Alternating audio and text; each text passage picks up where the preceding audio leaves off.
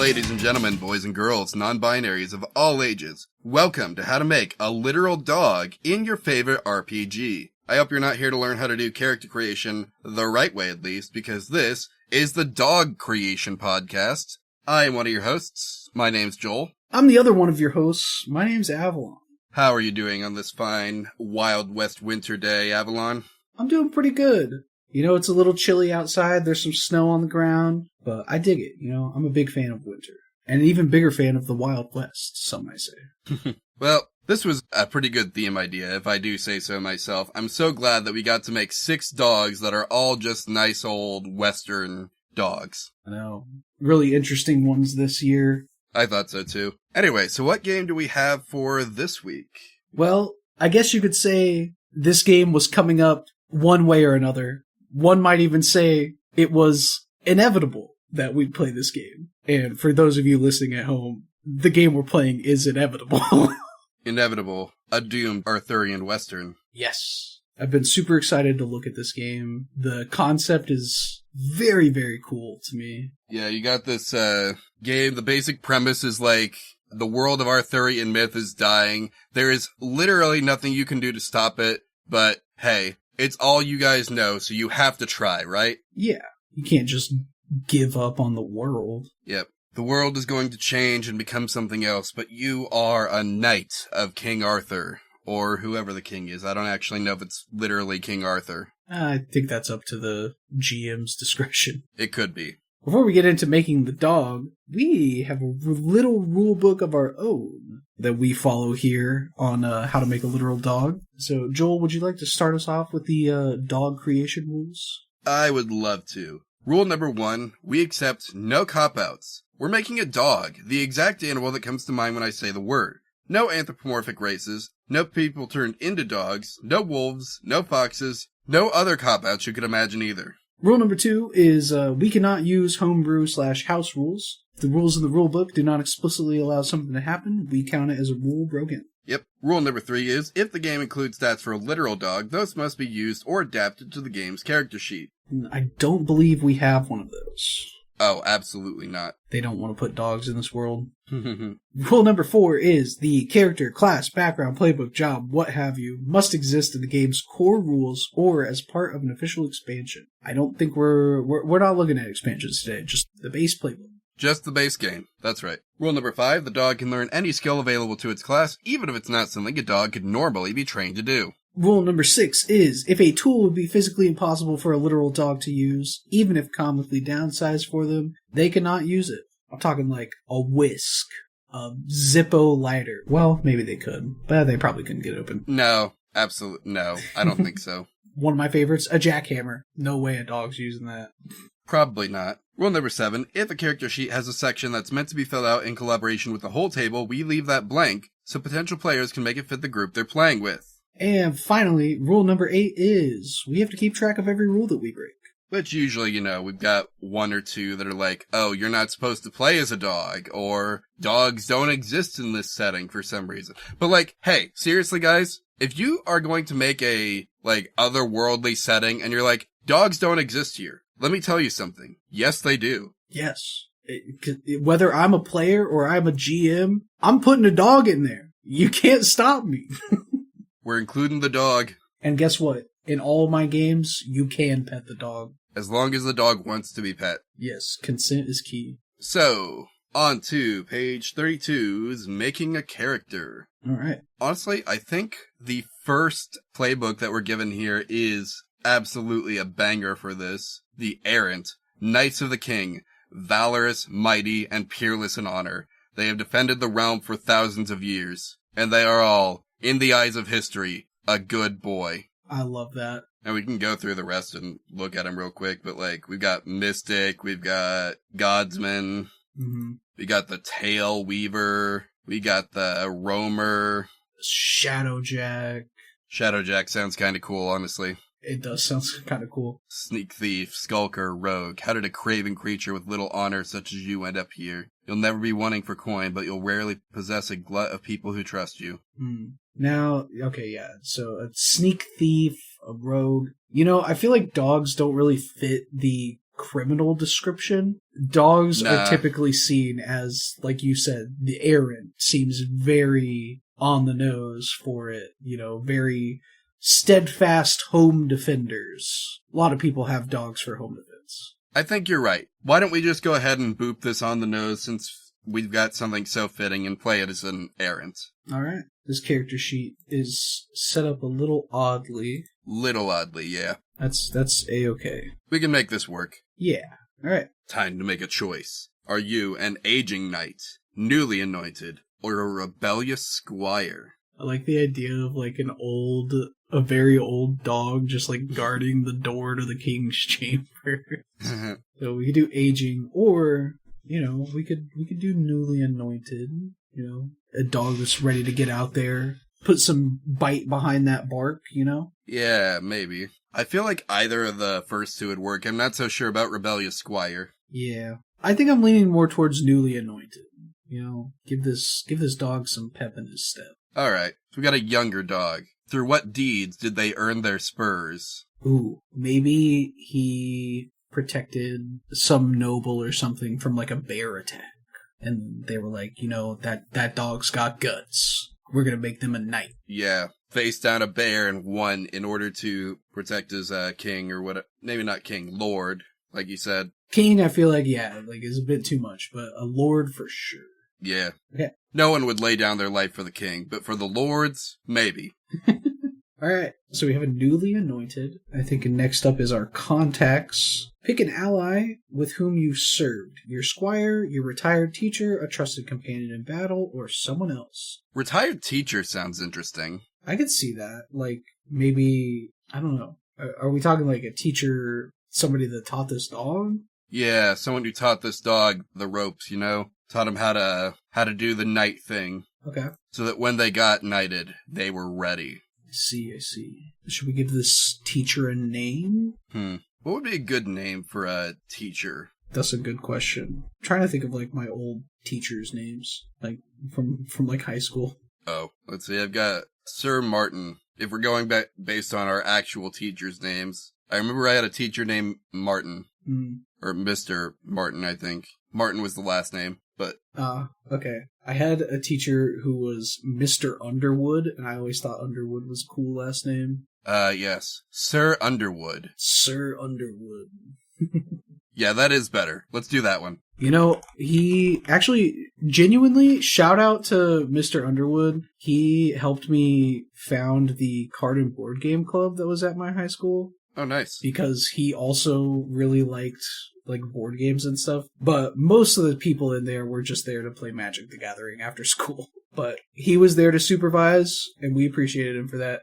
He GM'd one of the Star Wars tabletops for us, and that was really fun. Nice. Was it one of the Fantasy Flight ones, or did it actually use like a standard like die set with a 20-sided die as the main like... Oh, it had to be a Fantasy Flight one then, because it had like all the special dice. It had like pre-made like boards and missions and stuff like that. Dang. It was sick.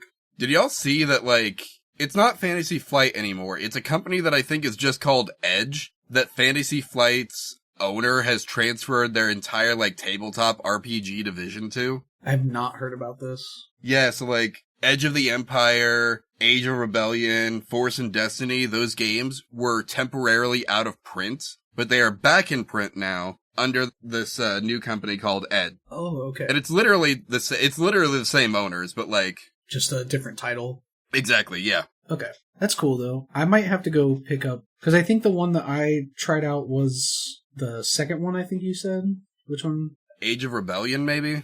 No. Where you played as members of the Rebel Alliance? Actually, yeah, it might have been that one. Because it was like, we had a Wookiee, a Jedi, I think like a defective stormtrooper, and somebody else. It's just like a rogue, essentially. You may have been playing a mix of the games then. Maybe. Because actual rules for playing as Jedi weren't introduced until Force and Destiny. Oh, really? Okay.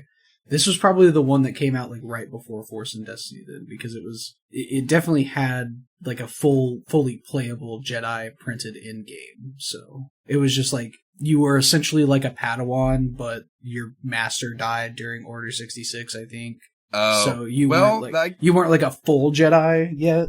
That might be Age of Rebellion. I'm less familiar with Age of Rebellion, I'm gonna be honest with you. Either way, cool game. Again, shout out to Mr. Underwood. Anyway, back on topic. Yes, we have our ally with whom we have served. Now, the next one says, which of the following calls you a friend or ally, and which other calls you a rival or enemy? And it gives us a list of some people here. Yep. King Rubain the Last, your sovereign, little more than a child when his father King Malavan died at Battle of the Violet Fields, overmothered and ill-prepared for kingship, said to be cursed by his enemies and becomes faint and lightheaded when subjected to stress. Okay. Then we have the Powderer, talented, canny, and unkempt, an artificer wizard and a royal employee who crafts guns and bullets for the Errant Order. She is a talented wizard but a poor sage, caring only for her narrow field. If a mystic dies, she is rumored to be next in line for a tower. Good for her. Yeah. Sir Levere the Hammerite, ancient, brooding, fierce. First knight and Lord Errant, a legendary hero of myth, injured at the Battle of the Violet Fields, leads the Defenders, a violent faction who have resolved to die with their swords in hand. We have Sir Curvold the Troll-Blooded, huge, bearded, and brutish, a 7-foot-tall knight, rumored to be fathered by a troll, a brutal fighter, but also a drunkard and a womanizer. His mother was Malavan's cousin, rendering him a viable successor to Rubian. The Raven claimed may goad or gaze him into killing the king. What is that word? Gaze? Geas? Huh. In Irish folklore, it is an obligation or a prohibition magically imposed on a person. Huh. Oh, it's pronounced gesh. Oh, is that why that one anime has that as like the name? Which anime? Code Geass? Oh, yeah, I guess so. Yeah, everybody I know calls it Code Geass. That might be how it's supposed to be said, I'm not sure. Well, yeah, the pronunciation I just looked at said gesh, but that's probably how you say it in the Irish pronunciation. Americans probably call it Geass. Could be. Code Geass. But like, yeah, the power that he was given was like, you're obligated to follow my orders, right? It was basic mind control. I think so. I haven't seen it, so I know very little about it from secondhand sources.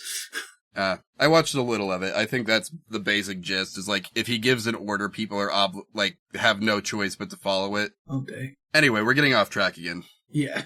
Something we never do here. Never. The Bloodlifter. Martial, impetuous, short-tempered. A battle mage and a hymn maker who fought with the Errant Order before the formation of the Mystic Order. He only knows how to communicate his grief for myth with violence and anger, and is a stern ally of Levere. He wields a legendary long rifle named Instrument, as well as a mythic blade, a gift from the king for his long service. He uses both with skill despite his centuries of age. Ooh, probably don't want him as an enemy. Nah, he'd just kill you. Yeah, for real. Lastly, we have Sir Rangvid, the Decrepit, smiling, toothless, and insincere. A fallen knight in service to the cannibal saint as a herald and a messenger. He has conquered Creek, one of the border forts, and currently is holding court there. He rides a maggot-infested nag and wields a hand cannon named Shard, which fires splinters of human bone as bullets. Jeez. Sounds like that one weapon that's coming to the new Doom game. Oh, yeah. Alright. Which one of these people do we want as our ally? Which one do we want as our enemy? Well, obviously, we want the king as an ally, right? I mean, yeah. Seems to be, like, the best on the list. I mean, it sounds like he sucks, but, like, most of these other guys just kind of sound like violence. Yeah. And we can't have our dog being raised in that. Nah. That type of household. Of course not. King Rubian the Last. That's gotta be crazy. It's Rubain. Imagine you're born and they're like, yes, the last of us. I mean, yeah, that's kind of the deal, right? They're like, congratulations, you're it. Yep. Land of Myth dies with you, buddy. Yep, sorry to tell you. Unless you can change that title by the time you're 30, then we're all done for. Alright, who do we want as our enemy? Sir Carvold would make a good choice. The Troll-Blooded? Mm-hmm. Yeah, if the king's our ally, then the guy who might kill the king would make a good rival. True. Makes sense. Alright, let's do that. Imagine, dude, this guy had to be so bullied in school, though. If they were like, your dad was a troll. And he's like, guys, shut up. No, he wasn't. I mean, hey, if you grew up to be 7 foot tall, then, like, Who's gonna bully that guy? That's true, though, yeah. They bullied him until he was in the 2nd grade and hit his growth spurt. He was Be careful who you call ugly in middle school. Yeah. They might grow up to have insane muscles and a crazy bloodlust. Exactly. All right. Now that we have both of those... We choose a deed. Deeds. Choose a deed you famously did. Huh? Get it? Little wordplay? Ah ha ha ha. That's for all my English majors out there. Alright. Okay, this first one is wild. First deed is you bested a drake at riddles. You defeated Resin Thirali in a contest of wits. Why did you choose to speak with the beast when you could have slayed it? I mean, hey, the number of people who understand you as a dog, that's a possible answer. Then we got defended the border forts. You battled the endless hordes of the cannibal saint for years. What trophy do you carry from your victories and defeats? Up next we got battled a demon. You killed the fearsome cinder beast named Radakine. What scars do you, your weapons, or your armor wear from its acid blood? Jesus. Wow. Next we got captured a roamer king. You brought staunch Rawlus, leader of the Tombstone Gang, to the king's justice. Do other roamers and outlaws fear or respect you? Interesting one, considering roamer is one of the classes. Yeah, that's what I was thinking. I was like, what?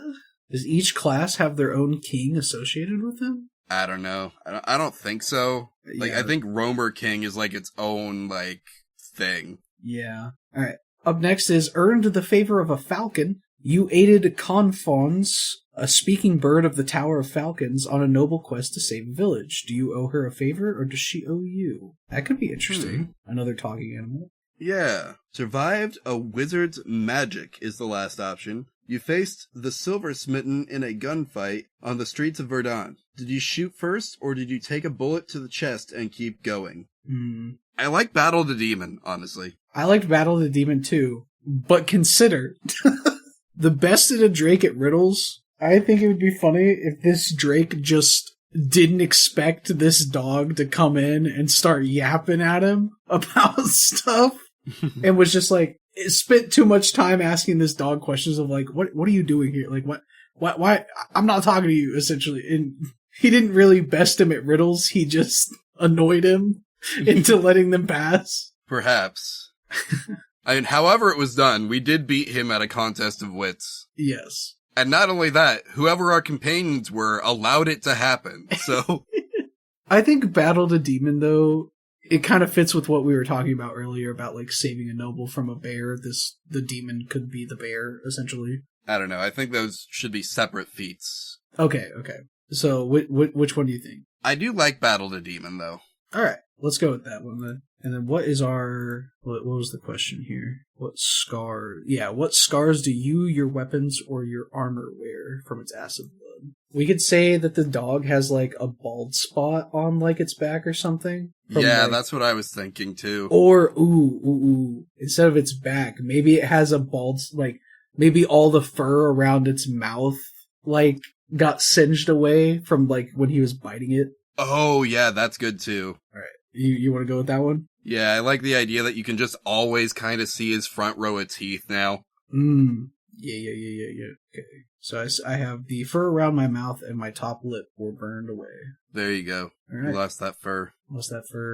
Now he looks like one of those, like, sad to say it, but bred to be ugly dogs that has, like, you know, their teeth are always showing, their tongue is hanging out the other side of their mouth. I know what you mean. I don't know if those are intentionally bred to be ugly, but man, they certainly are. I sadly think that they are intentionally bred like that, because there's a lot of people out there who find ugly dogs cute. That's why we have, like, bulldogs and stuff, or pugs. Well, pugs are cute.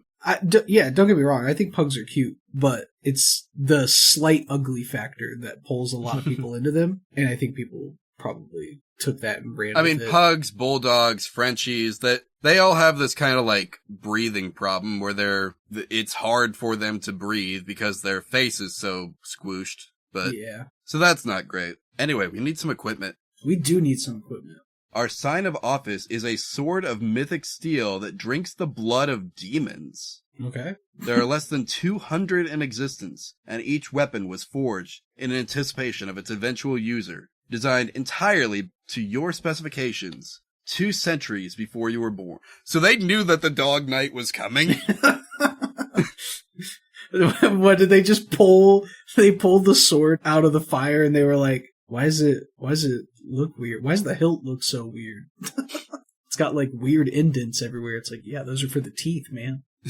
What do you mean for the teeth? This is a dog sword? You're giving a dog a sword? Yeah, man, why not? You think about how cool it would look for a dog to have a sword in its mouth, slashing people open. Yeah. Only like 3 different Japanese video games have come up with that concept. Not in this universe, brother. This is a totally new idea. Suck it up. How was your sword made for you? The hilt was designed to be held in a dog's mouth. Choose your armor now. A suit of chainmail that sits on or under your normal clothes. A suit of plate mail, clanking and impervious, fashioned by the Stinger of Steel or Singer of Steel. I think that's a typo. Either the A or the is not supposed to be there. That would be my guess. I feel like chainmail might make more sense for a dog because it's lighter. But maybe this dog is strong. Oh, this dog is very strong. Obviously, he tore out a demon's throat. True. So I feel like they would pitch in for the plate mail on this dog. Yeah. Good point. They're like, we can't let him lose that bottom lip. Yep, flanking and impervious, fashioned by the Singer of Steel. Wait, choose your weapon. And describe why and how you made it your own. Okay. A rune-carved revolver from the Powderer. Issued a name, number, and honestly, I don't think we can do a gun. Probably not. Nah, the dog gun is... I mean, obviously we did it back in episode 8, but I think we gotta go with an unusual weapon. Yes. Now, what is an unusual weapon for a dog? I would say Morningstar. A Morningstar? I don't know if I'd trust a dog not to hit itself with a Morningstar. That's why they invested in the plate mail. Oh, true. Oh my gosh, wait. Big brain. Okay, let's do it. So wait, you said Morningstar? Yeah. Is that like MORN or is it MOURN?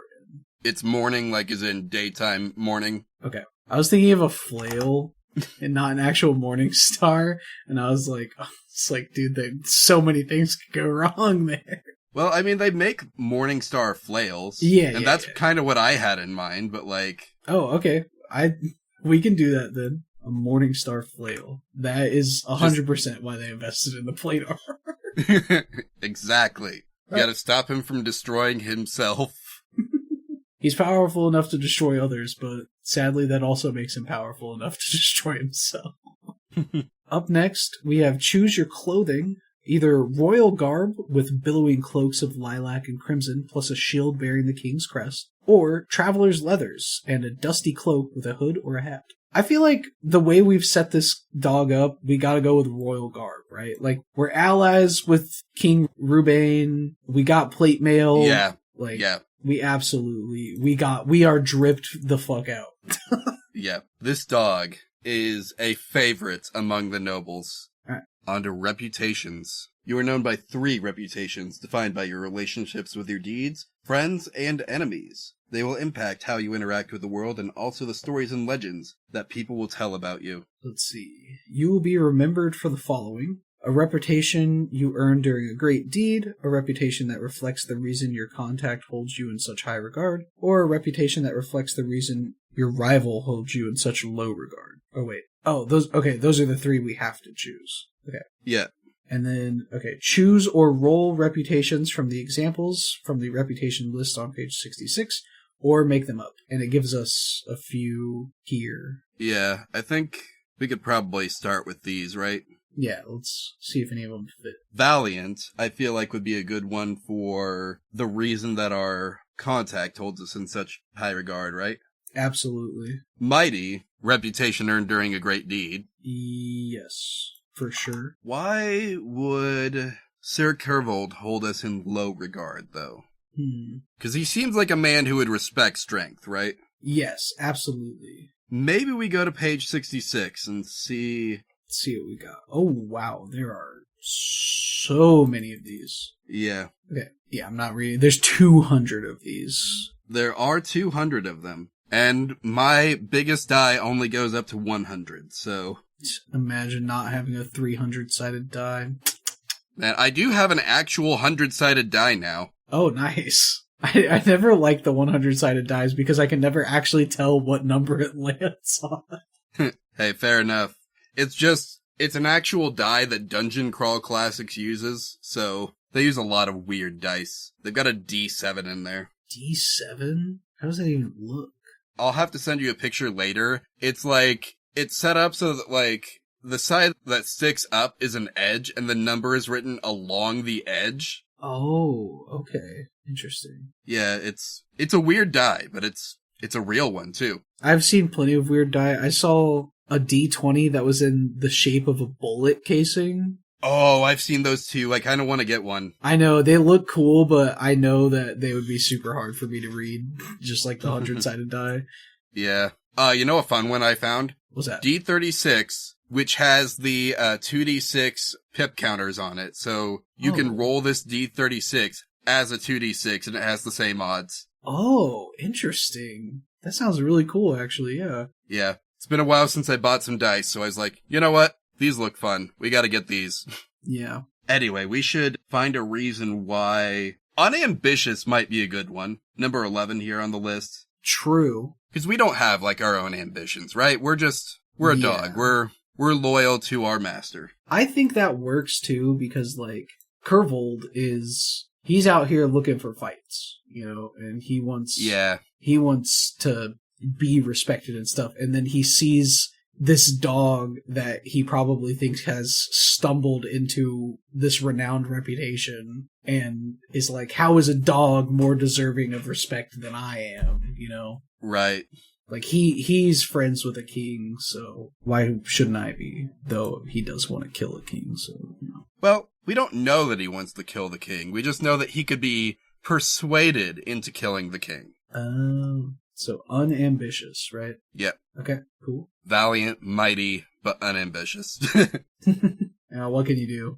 Yep. The Errant gets 3 abilities. Servant of the King, and also 2 from the list of Errant abilities or general abilities, or a combination of both. So, Servant of the King, you act with the authority of the crown, and when you speak your name and allegiance, all those of Myth should obey you. Once per doom refresh, invoke the name of Myth and your status as an Errant, and use a reputation of Myth as if it were your own. We don't actually have these, but, like, we can invoke them at the start of a new thing. Yes.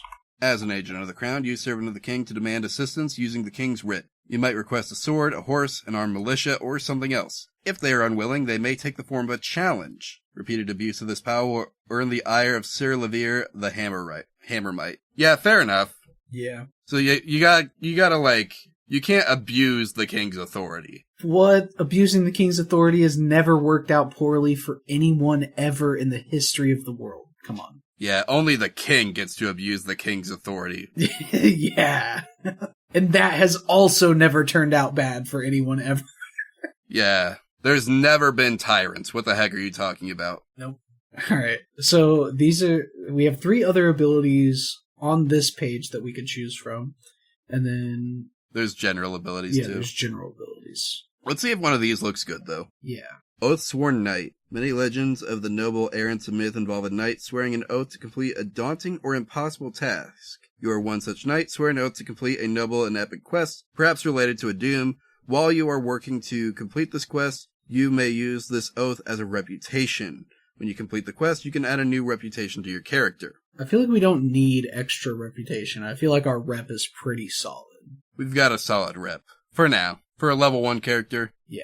Oh, Indomitable. Read that one off. That one might be good. Okay, Indomitable. You are difficult to kill. Makes sense. Once per doom refresh, lessen the impact of a cost or consequence relating to your physical well-being. If you are due to die, you become injured. If you are due to become injured, you survive with only scratches and bruises. I love that one a lot, and I feel like that is very fitting for what we have established our our dog has done. Yeah, also, nobody wants to see the dog die. Let's be real. Yeah, come on, guys. That was my only problem with John Wick 1. But then he had 4 banger movies to make up for it, so... I mean, hey, let's be real. The dog dying, that was the thing that kicked the plot into gear, so, like, it was all for that dog. Yeah, and his wife, but let's be real. Nah, it was for the dog. It was for the dog. Yeah. Oh, this next ability is interesting, because it's really not its own ability.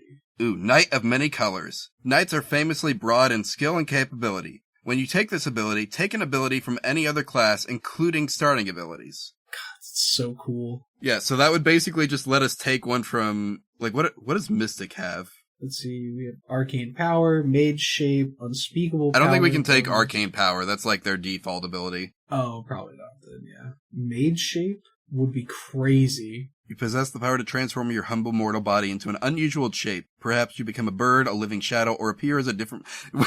we could mage shape into a human. That's how this dog has gotten away with everything. I don't like that, actually. Yeah, I feel like that goes against... That goes against some of our existing characterization. Yeah. Also, sorry, not to be that guy, but I want to point this out in the Godsman art. Okay, number one, I'm prefacing this. Really sick art. Love it. Great. Cool details. The shell he is putting into the shotgun is upside down. I'm pretty sure. Well, it's not in yet. He might flip it. Yeah, he might flip it, but based on the perceived action of the image, it looks like he's already committed to putting this shell in backwards. Let's look at these other abilities. So, okay, if we can't take this one. Godsman has Commune, Flock, and Miracle. Miracle would be interesting. The tales are filled with godsmen whose wishes are granted by their gods. Once per doom refresh, you can beseech your god for a miracle. They will assist any way they can, but will demand a cost that must be paid. Gods do not haggle. Okay, okay, never mind. This dog does not strike me as particularly pious. Yeah, like nothing in their character up to this point has suggested that, so maybe not. Probably not. I thought though if it was just like, oh, this is not only the king's favorite boy, but God's favorite boy as well. True. That'd be cool. But like if you have to specifically ask, then it's not quite the same. Yeah. Now I want to say the ability, one of the Tail Weaver's abilities could actually be really good, and that is moral support. Your rousing songs and advisory fables can help you out your cadre and aid them when they face challenges. Once per refresh, give a cadre member a D6 during a challenge. Now, I don't know about you guys. I love my pets. Seeing a dog is very motivating. Yes. So I think moral support is a strong contender in my book. For sure. Let's see what else we got, though. Yeah. We can keep taking a look. Up next are roamer abilities. Deadshot, no. Posse, you used to run with a gang. I don't think this dog would have run with a gang. Probably not. You know the region of the Baron like the back of your hand. Choose one of the regions from Realms of Myth, which you know like no other. Might be interesting, but it also kind of maybe goes against some of our characterization. Yeah, that's kind of what I was thinking too. Like, it does sound cool, but if we're kind of already in the hands of nobles, then Mm-hmm. Okay, let's keep looking. Shadowjack is the last one. We have Like a Shadow, Someone Else's Problem, and The Great Game. Consequences never seem to stick to you. Once per doom refresh by lies, misdirection, or subterfuge, you can make someone else pay a cost instead of you. This never works out in the long run, and the decision will always come back to haunt you. Interesting. I feel like that is a very dog thing to do, though. Yeah, you don't even have to be manipulative. Just be like, me? You wanna beef with me? Just a silly little guy? Yeah. You don't want to beef with me. Come on. Look at my puppy dog eyes. Okay.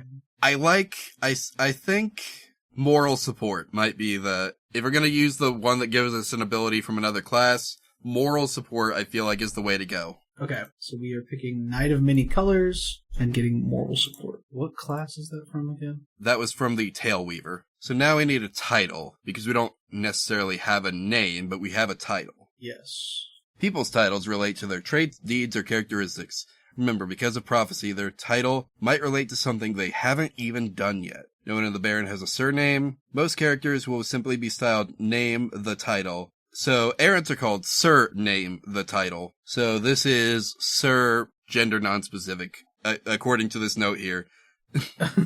All knights, regardless of gender, use the honorific Sir. I feel like they did that in Dragon Age too. At least in the Ferelden setting. When you were in Ferelden, that any, knight, regardless of gender, was a Sir. Oh, okay. They spelled it S-E-R, but it was still pronounced Sir. Oh, okay. Yeah, interesting way to get around that. But yeah, I think, if you're knighted in real life, I think you're still a Sir. Actually, I don't know. I couldn't tell you. I think historically, women didn't get knighted as much. Dame. That's where Dame comes from. Oh. Dame is an honorific title given to women who have been admitted to certain orders of chivalry. Oh, so like Judi Dench. Yeah. Interesting. Okay. Still, we will be Sir Named the Title. Okay. Sir Name the Title. What a great name. I'm writing that down. Well, that's not literally our name. Yeah. We need to... Yeah.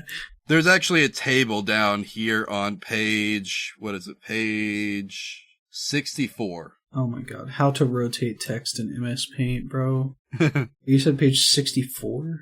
Yep. They got a big D200 table again. Oh boy. For inspiration for your name, if you want to name an NPC. Okay. Some of these are interesting. Findoon! What? Findoon. It's number 162. Oh, I see it. I see Montague on this list. Oh, nice. Oh, Goodrick instead of Godric. That's fine. Mowbray, Delamere, Ambrose. Ambrose is good. Wentworth, bro. Call up my boy JG. We about to have a problem. What, you need cash now or something, or? Brother, don't I? Have you seen the economy? Oh my god, Yelf. Yelf? I'm immediately thinking of like ye old Yelp, but it's called Yelf because it's one elf who goes around criticizing a bunch of establishments. Are there any of these that stick out to you? Horseman? What? No, not that one. But Fulfur. Oh, I get it, because he's full of fur. Yeah, dude. We could have that be the title. No, that's gotta be the name. That does have to be the name. I do think naming a dog Fulfur is really funny, though. Sealark is interesting. Ashmead. Ooh, I actually like Ashmead a lot. It is good. What are you thinking? Honestly, I think Montague is a good name. Montague? I like Montague. What number is that? 102. Okay, we can do that. Sir Montague the Demon Lower. We did slay a demon, so We did slay a demon. Actually, yeah, I feel like that one's so on the nose that if we don't pick it, yeah, it'd be weird. Yeah. Yeah, I agree. We should do that one. It's gonna be off center, but it's because I can't rotate text. I mean, the whole thing is kind of off center. Let's be real. Yeah, don't get me wrong. I like what they went for here, and if I was writing this, if I had this printed out and was writing it, it'd be super cool. But doing it with text that can't be rotated is just a little tough. Yeah. Okay, pronouns. Is Montague not a he, him? I'm used to Montague being like a last name. Yeah, same. That's why I'm like, I guess Monty would be the short of that, and that's a guy's name. Yeah, so we can do he, him. Yeah. Hit him with the pronouns. Anyway, I think that's it. Is that it? Are we done? Yeah, we're done. Whoa. That's the character. You know, when we started this, I knew we would finish this character. I thought the end of character creation was inevitable. Sorry, I had to use it one more time. That's not even the last pun I have for you guys on this episode. Oh, that's right. We've got the regular old dog pun to consider too. Yep. First off, how many rules did we break? I think just the one that we were supposed to be a human, actually. Yeah. We made everything else to work because we could custom build our, sword and all that, right? Yeah, I mean, it was literally the sword being made for you specifically was written into the book. So, easy peasy. So yeah, just the one rule. If you ignore the fact that you're not supposed to be the dog, then Sir Montague, the Demon Lower, is completely playable. Yeah. He's also completely playable if your GM isn't a not fun enjoyer. I couldn't think of the word for it. I was going to say a prude, I was like, that's not the right word. Nah. As long as your GM is cool. Yeah. Then you should be able to get away with this. If you think your GM's not cool, tell them they're cool, and then maybe they'll let you get away with this anyways. Bring snacks to your next session. That'll help. Yeah, and they'll absolutely let you play this character. Get their favorite bag of chips. Party size. Party size, yeah. All right. Well, that's it. That's our dog. Yeah. That's the dog. That's my dog. Anyway, so what was that you were saying a minute ago about having another pun for us? Right. So, this is the oldie but a goodie. What kind of construction are dogs best at? What kind? Roofing. Alright, thank you everyone for listening.